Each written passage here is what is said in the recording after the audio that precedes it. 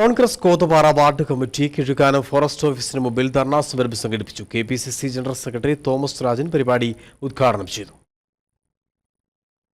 വന്യമൃഗങ്ങളുടെ ആക്രമണത്തിൽ കേരള സർക്കാരുകളുടെ അനാസ്ഥയിൽ പ്രതിഷേധിച്ചാണ് കിഴുകാനം പോസ്റ്റ് ഓഫീസിന് മുന്നിൽ സമരം സംഘടിപ്പിച്ചത്. വളകോട്, പാലക്കാവ്, കിഴുകാനം പ്രദേശങ്ങളിൽ ജനങ്ങളുടെ ജീവനും സ്വത്തിനും സുരക്ഷിതമില്ലാത്ത അവസ്ഥയിലാണ് കോൺഗ്രസ് സൂചനാ സമരം സംഘടിപ്പിച്ചത്. കോൺഗ്രസ് കോതപാറ വാർഡ് കമ്മിറ്റിയുടെ നേതൃത്വത്തിൽ കിഴുകാനം ഫോറസ്റ്റ് ഓഫീസ് പടിക്കൽ നടന്ന പ്രതിഷേധ ധർണ KPCC general secretary Thomas Rajan ഉദ്ഘാടനം ചെയ്തു.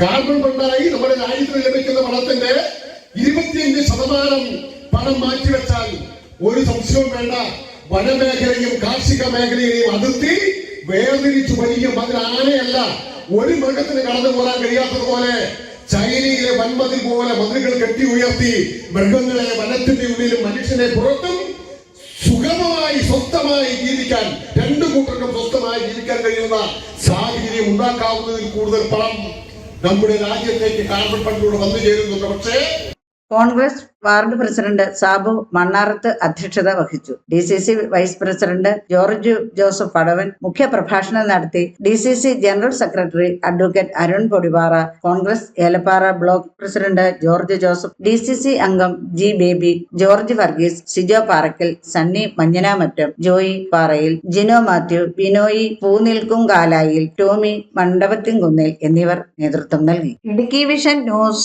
ഉപ്പുതറ.